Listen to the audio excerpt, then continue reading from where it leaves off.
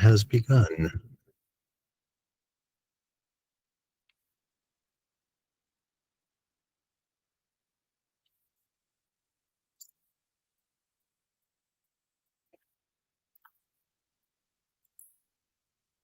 Okay, so this is the first big important chapter in getting ready to do the SY27 to SY29 CIWP.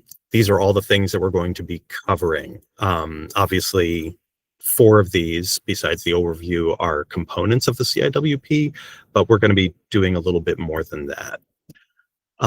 This is our department's vision and mission, but we also have some updated slides for this that we're excited to share with you. This is the one. Craig, do you want to voice over this? Absolutely. Thanks, Ari, and good morning, everyone. So you might remember over the summer that our department did a whole lot of engagement. We met with every network as we tried to flesh out what does our indicator of the CIDT policy, which is known as F2 in the it's on the bottom, it says CIDT F2, which is school vision and continuous improvement. Trying to flesh out like what are the practices and ideal state for continuous improvement and school vision within CPS. And then how are we going to measure that? So this is the language that we landed on. It is, you are the first people seeing it. The chiefs and deputies saw the exact same language on Tuesday. Just visually, it's represented here, and you're going to help us socialize this. So digging into what does it say? In the orange words, we have strategize, realize, energize, and optimize so that together we rise, which of course is our 5-year strategic plan. So strategize is really around, did you have diverse voices to help build a CIWP? And the smaller font that's in teal, yes or no, the metric is, was your CIWP approved by all required approvers? Pretty straightforward. Realize is around engaging with your schools, engaging with their CIWP. And that is new and highly relevant as we're about to be entering progress monitoring window. What percentage of CIWP goals were statused during each quarter? Clearly naming that the statuses themselves will not be public data, like limited progress, no progress, on track. That's not what we're talking about. Just straightforward, what's the percentage of goals that were statused, specifically during the window prescribed by the CIWP calendar. And energize is around students, families, community members being part of this process. Didn't have a really solid way of doing this, but what we're landing on, and these are tentative measures, pretty sure that how it's going to land, but stated the school details, literally just what they're putting in ODA, which is the date, time, address, room number, and the deck of when those state of school presentations will be for the community. And then optimize is, it says each school collectively setting goals and leveraging processes. No specific data point related to F2, because as we look across the CIDT policy and the different metrics, things are represented in like F1 and E2, for example.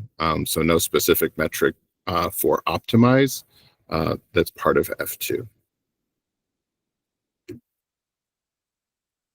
So this is something that we need to internalize ourselves and also like help school leaders internalize. Again, this is the first time it's ever been presented and socialized. Okay, so here's our agenda for today.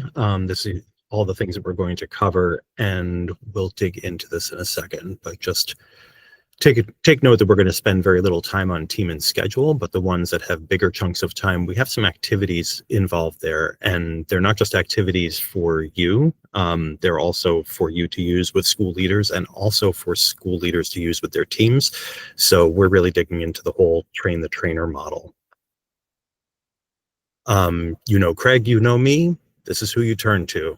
I'm more CIWP and Craig is more networks, but we overlap a lot. And this is our whole team, if you're ever reaching out.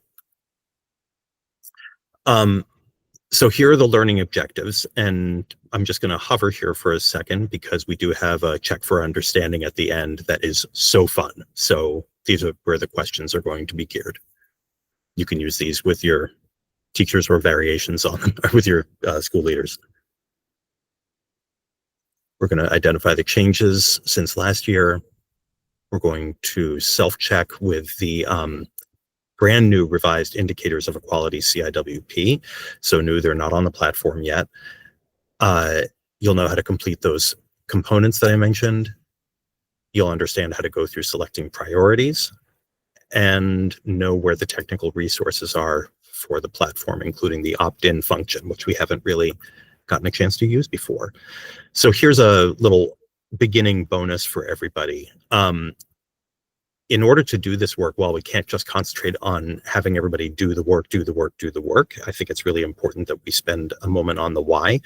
And anchoring in hope, I think, is really important, especially when people are feeling desperate or are on some lower energy or lower affect parts of the mood meter. So I'm going to walk you through this exercise. Bear with me and do it yourselves too, because I think we could all use some hope sometimes. Think for a second about why you are uniquely suited to do this job that you are in at this time in this place. And if you have some paper or a screen available, actually write a simple statement. I really want you to take a second for this. Thank you. Is there anybody else? Use the hand raise function if there's anybody else here who thinks that that statement could apply to them.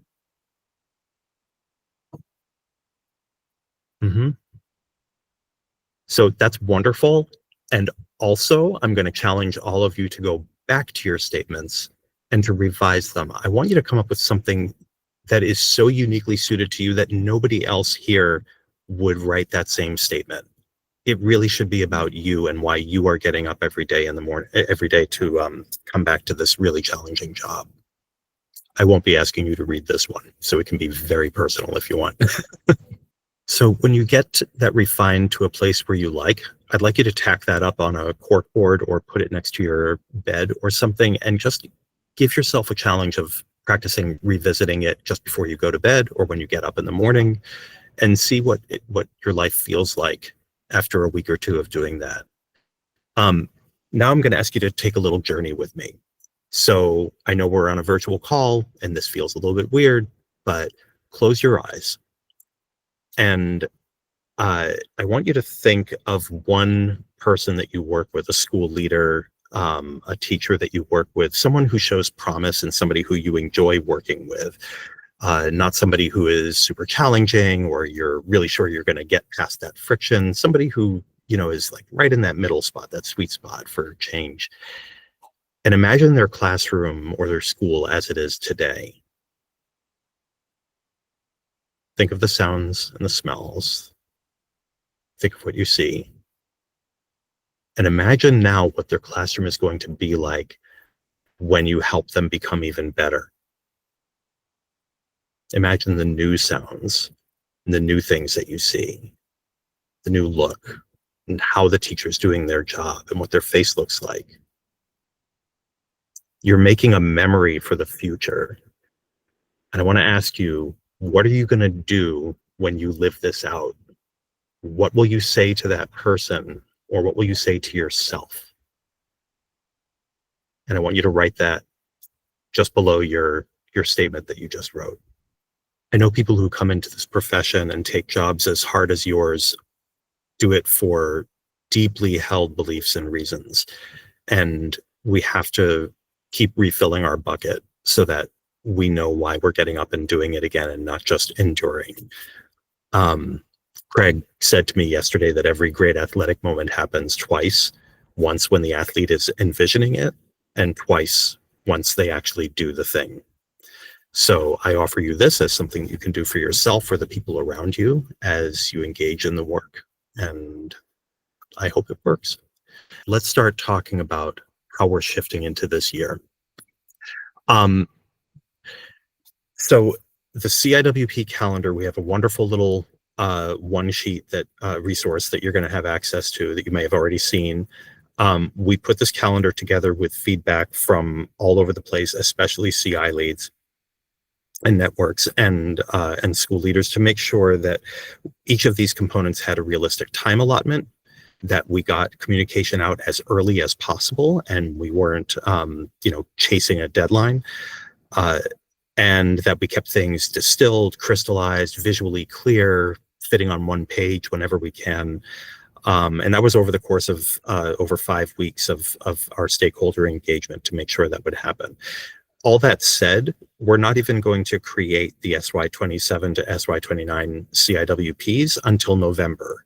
So we're still on the runway here, but today is a train the trainer, and so you have all this time to figure out how you're going to lead this in your network meetings with principals. So on this slide, the big red box here is where we're going to have an intersection of this year's progress monitoring for SY26 and fold it in with the beginning work for SY27 to SY29.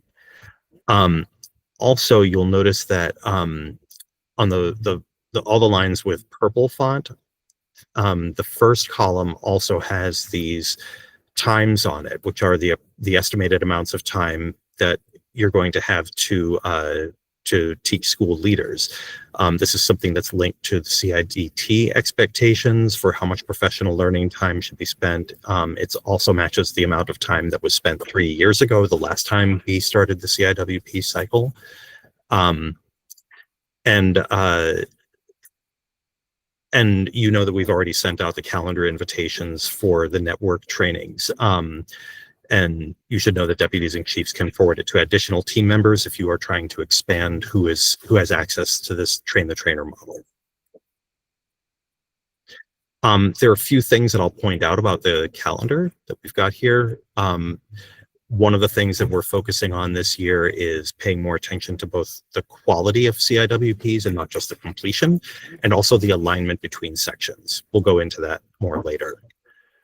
You can see it in those two sections in particular.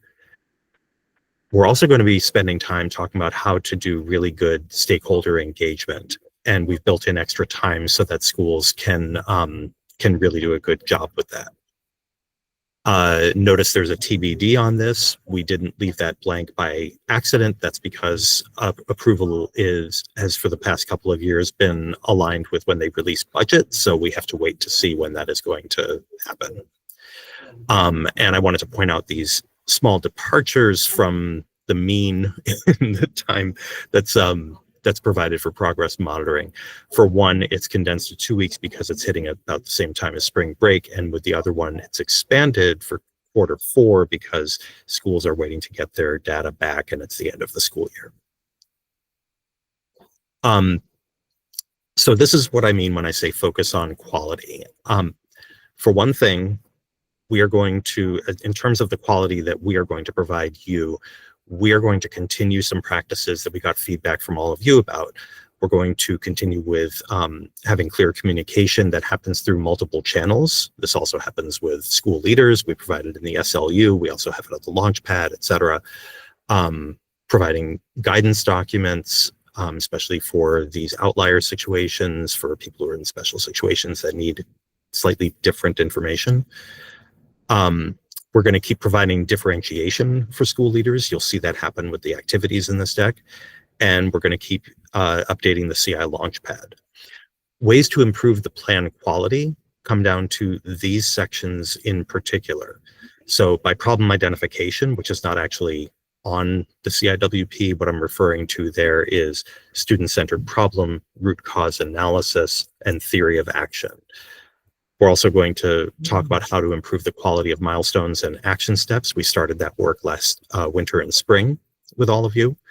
And ways to improve goal setting and alignment. And the revised indicators of a quality CIWP that I mentioned will speak to this as well. So you'll have plenty of things to use as resources. For stakeholder engagement and alignment, we're going to unpack those two as well. Really want to focus on the stakeholder engagement that goes on when schools are building their teams and when they're systematizing how they're collecting the data that informs the reflections on the 5 foundations. For alignment, to shift to the other column, this is where we're looking to see that things are talking to each other between the student-centered problem, the root cause analysis, theory of action, and goals. So, hey, Ari, can I pause you just for 1 second? Sure. And for those, if you can refresh your screen, for those who are following along in the deck, I can see lots of people in there. Slide 19 talks to, in a way, one of the things about change management, and one thing that makes change management kind of difficult is when we lose something. So I put together a Venn diagram to show so many things that we're keeping the same. It's an animated slide, so it's okay. School year 24 through 26, those are the things that we have done very recently. The intersection are the things that we're keeping the same, and we're keeping a lot of things the same components in the next cycle CIWP, the amount of learning that school leaders got 3 years ago to now is about the same. We're still referring to CIWP foundations. Reminders are going to keep going out. The platform is the same. But then this Venn diagram also kind of highlights a lot of what Ari already talked about what our focuses will be. Foci. And then our delivery method has changed. So this is just a visual to help you see really what we're keeping the same and kind of what's in the pipeline for us.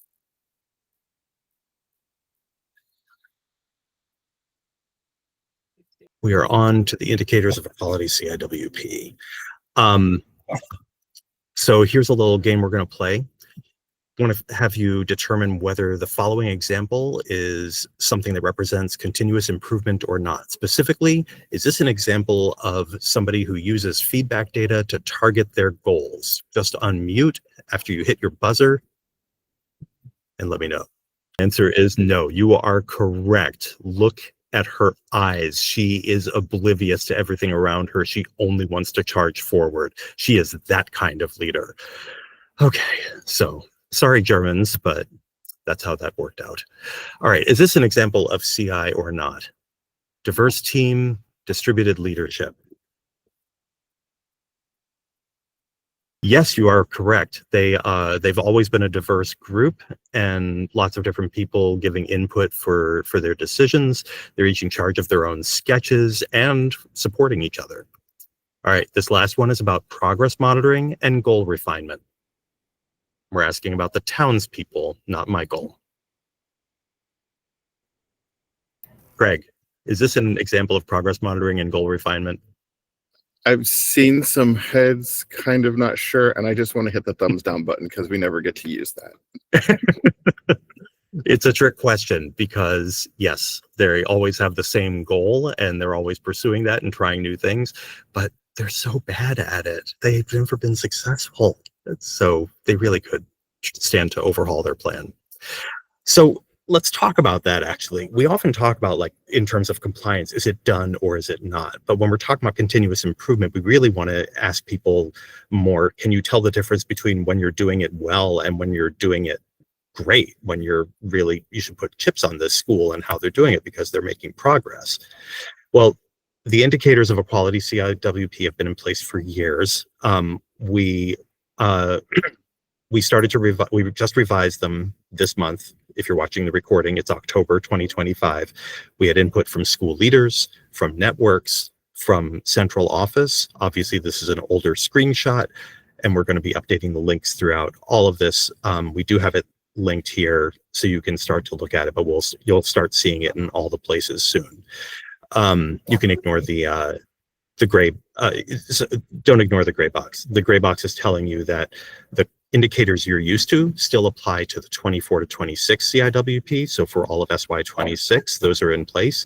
But as they're working on their SY27 to SY29 CIWP, they should refer to the new list. Well, how should they do that if they've never seen the indicators before? Again, here's the list and here's a screenshot of it. here's what we're going to do. We're going to take just a few minutes for this so you can understand the activity. And we're going to try the directions here and see if this is something you can use. So first, click on the link in your deck, or better yet, Greg, if you could help me out by pasting the link to the indicators right into the chat. And I want you to copy the entire list for yourself, a whole new document. And then I want you to go through and annotate it for just a couple of minutes, choose a favorite section, and you can use these marks, a question mark or an exclamation point or a star, or you can make any other notes you want, comments, anything. Imagine you're applying this to a school that you are working in. So that's your context, and you're trying to figure out what you're going to raise up for your team, or raise up to the network or to the continuous improvement department because you have questions. So take 2.5 minutes for that right now, please. So what's the purpose of annotating? What happens to your brain and body when you're annotating these? Even if you didn't finish. Yes, Brian. I'd say it requires a deeper level of processing, so you're making sure your eyes aren't just scanning over the page. You're trying to figure out what bucket to put bullet points in. Nice callback to Susan Orlean in the library, and not letting yourself gloss over anything. Yeah, this is a way of starting to make sense of what you're doing or internalizing it, whatever version, cognitive or metacognitive version of that thinking you want to use. This is why it's important both for us and for your school leaders to go through a process of annotation. Once they're actually done with the document, annotating everything, since they're not going to be addressing these sections for weeks or months into the future, they need to be able to keep this annotated version as a bookmark for themselves. One version would be to just use their own system of bookmarking for it in their CIWP folder or something.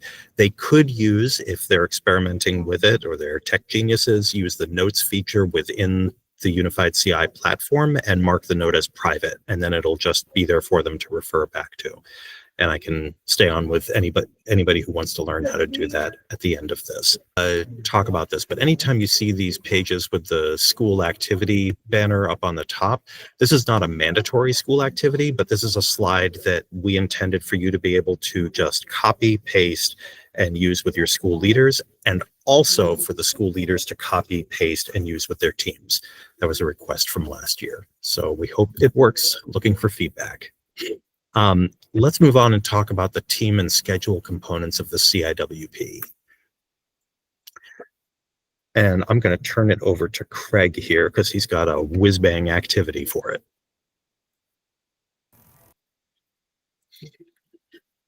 Okay, everyone. This is experimental. Came up with this and couldn't try it in advance. So fingers crossed that this works out. You can use your computer or your cell phone, because we're using Mentimeter. And each of these 3 different Mentimeters have a question. Stakeholder engagement is important to maximize diversity, diverse perspectives, ensure authenticity, perspectives, community voice matters. It's challenging because of communication structures, belief and change, consensus, conflict, skill, will, time to engage all groups, representatives from all, and why is it the biggest benefit? Variety of thought is what's come through so far. So now that we know what the thoughts are in the room, and looking at what all of the Wordle responses were, which one resonates most with you? Was it your group that you saw your belief represented, or was it another group's word cloud that you saw? How would you convert this activity with school leaders so that they're ready to do this back at home base with their schools and their teams? So this is one of those slides that you can just copy paste because it clearly, and we're going to use this format over and over again for different components. Succinctly, the purpose of doing the team component is simply to get a diverse team of stakeholders, and make sure everybody has the right level of access, edit, read, or no access on that team tab. For technical resources, just like the ones that are on the CI Launchpad, they're linked right there, deck and video QRG. There's a link to the indicators right below that, so they can compare, just as you were pointing out, Amal. And these are extra resources. They are optional, but these are both from teaching and learning. Guidance about, for instance, how setting up the other school teams that are both required and optional. But if they're setting up one team, they might want to set up all of them so they figure out how to distribute that responsibility. Here's the same format slide, but for the schedule component. This one is very straightforward. There are not even any indicators of a quality CIWP for schedule, because it is simply a schedule of the start and end dates for each CIWP section. So technically, or for the technical advice, there's that deck there. In scheduling their start and end dates for each section, this is where they can build off of that one sheet calendar that I mentioned at the beginning. So that calendar has the windows, the open and close dates district-wide for when they're supposed to work on each of these sections. However, some networks and maybe some schools might want to massage those dates because of scheduling conflicts or their own priorities. They might want time for other people to review before they're due to the whole district. So that's why schools have the latitude to declare their own dates within these windows. So that's part of your teaching to everybody. Let's talk about reflections on foundations. This is the meaty one. So first, you should understand that schools are not going to do this until January. That's because they don't have enough data in hand to reflect on how they're doing in relation to the 5 foundations. So what you're going to be doing now is thinking ahead about how you're going to teach this. You might even be leading some school leaders through some of this thinking and learning, but they won't actually engage in the work with their teams until January. So what this is a landscape review, sometimes called a comprehensive review of the school's data in all 5 of the foundation areas. Now, remember, when schools were choosing their 2 or 3 priorities, those were just for 2 or 3 foundations. And here they're actually going to be reflecting on all 5 so that they can choose 2 to 3 priorities later on. The technical how-to, where to click and what to click, is linked right there. And if people are still scratching their heads about how to approach this, here are 2 possible options. One is a general approach, which is sort of a one-size-fits-all, which is using a protocol. Obviously, the protocol can be adapted, and that uses the whole team to look over all 5 foundations. However, some schools might want to match something about their specific needs or context. They might know themselves well enough that they want to dig a little bit deeper. And if they go to the page that I've linked there on the CI Launchpad, there will be a bunch of other resources and ways to go about this there. They can choose one or more of those. I should warn you, it's not an outdated page, but a lot of the materials that are on there haven't been updated in a while, so you might see old dates on them, but the core activities that are there are still solid. And I can help walk through with you if somebody's trying to figure out which approach is going to be best for them.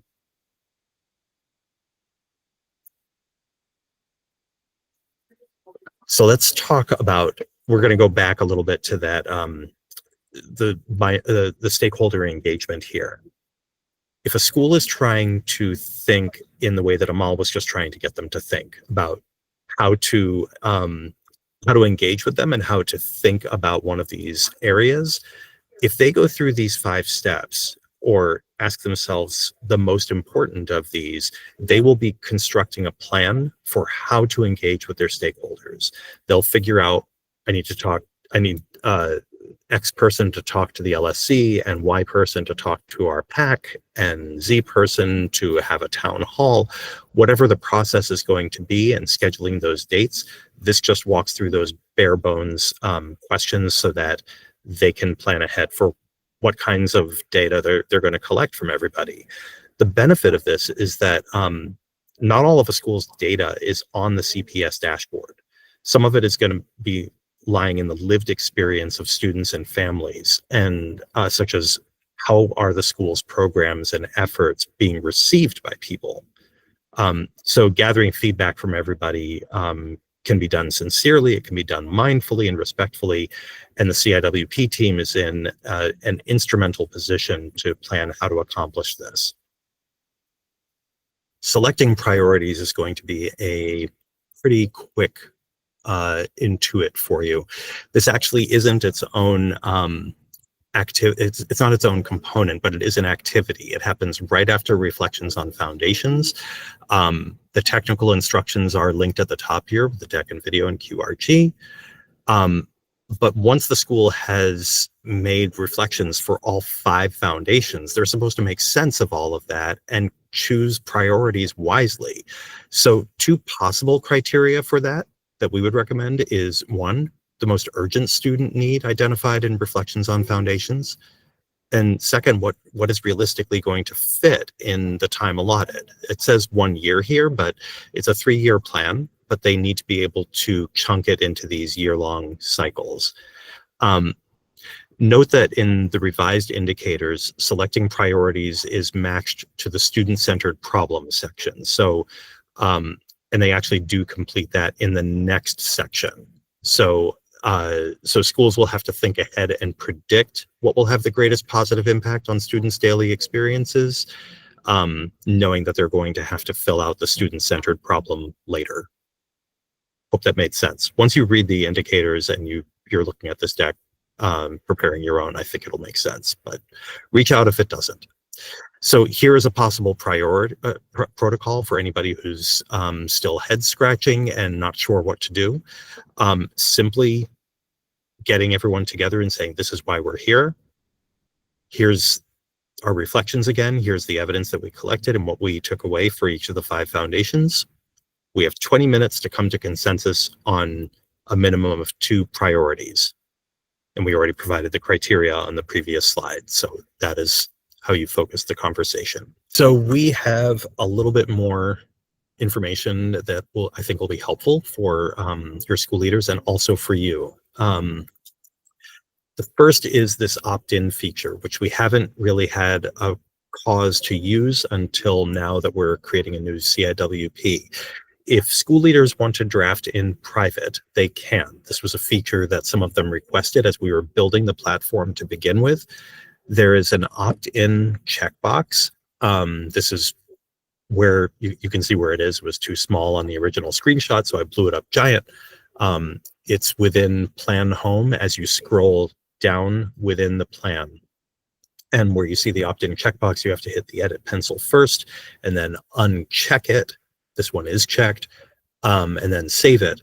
And that will remove the plan from its presence on the public website. So then they can draft in private.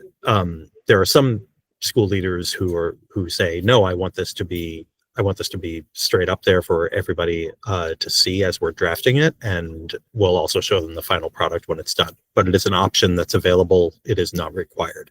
Yes, Jessica.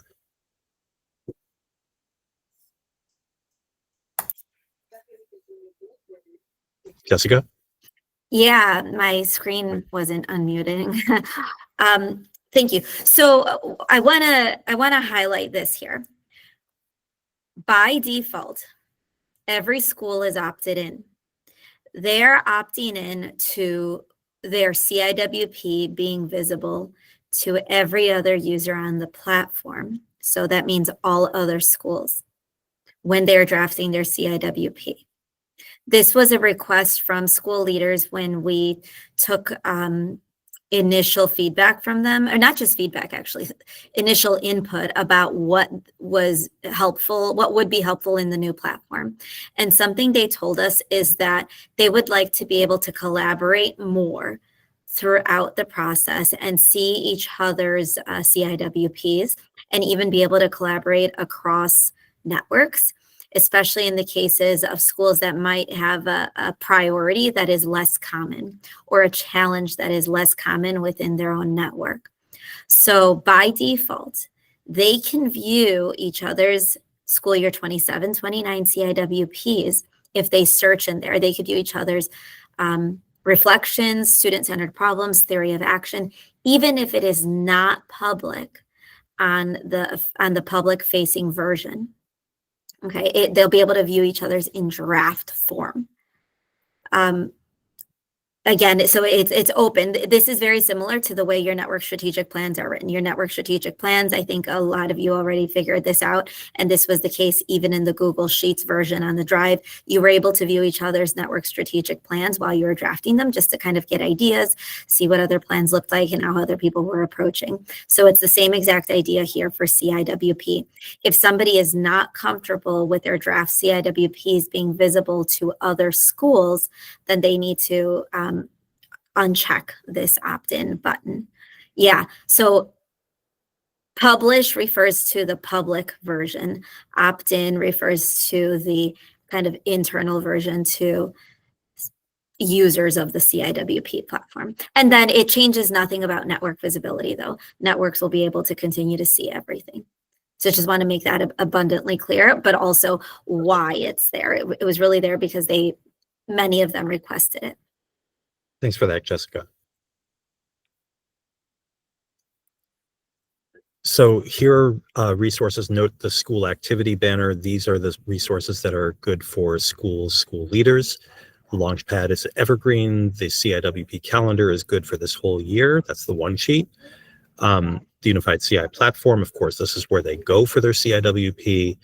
And this is the public site, which some people are still unfamiliar with, but is terrific for sharing with people like your PAC who need to see it in the fall when Title I schools are going through that process. And this is a link to the brand new Indicators of Equality CIWP. So this slide is kind of a summary metacognition moment for you. Since a lot of you are putting together the decks right away for what you're going to be doing with your own school leaders, here's how we constructed today's slide set and how you might do it yourself. Again, not a requirement. Anytime you see a slide that is labeled as is, that is something that you need to use unmodified. Don't modify it at all. Don't make any edits at all. But anytime that it says school activity, absolutely adapt those things so it makes sense for your unique context. The run of show column here is just a basic outline of how we went through this. But everything on the right-hand side is how we did all of those things intentionally. So we would recommend incorporating some of these things as you see fit. And I know that none of you have 90 minutes to sit down with your school leaders and do the entire thing. But you can certainly make wise choices about how to make sense of this and what they're going to need for differentiation and to make sense of it all. I just want to mention real quick for reflection on foundations. For the school year 27-29 CIWP, the foundations and the practices are being slightly updated. This is to further align with CIDT. Very little in there will surprise you, but in the same way that we have released the full set of practices related to school vision and continuous improvement, there are a full set of practices like that for the different CIDT indicators. And I think you've seen, there's nothing in our practices that was new, right? And our practices are not going to be part of the CIWP foundations. That's not something that CIWP teams are control. That's something more for school leaders. But for the other indicators, the other foundations, there will be practices coming out, and there will be very similar to everything else that we already know with very few surprises. So just know that as soon as those are completely finalized, then we'll be sharing those so that you can make them explicit here in these slides.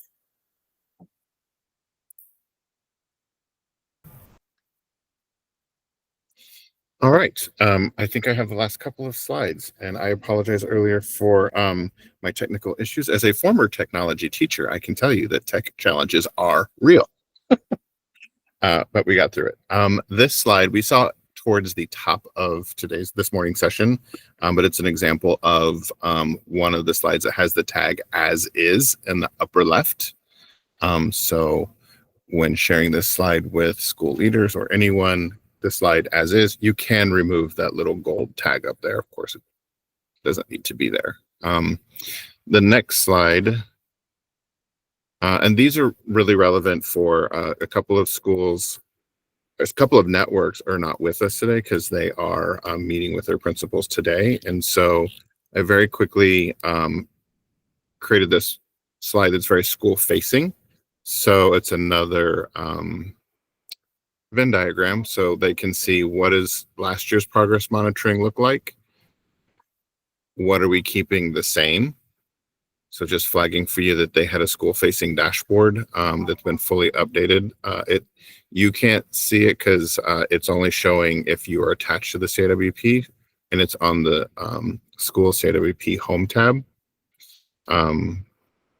It's the same as last year. It's just updated with the SY26 information. And then just double-clicking into school year 26, we have the calendar that's been published for the year, flagging per the previous slide that the CIDT metrics, the percentage of goals that are status during the prescribed window will show up on their CIDT page of their school profile page. And that we're spending a lot more time focusing on quality. Last year was a lot about learning the platform. This year is more focused on quality.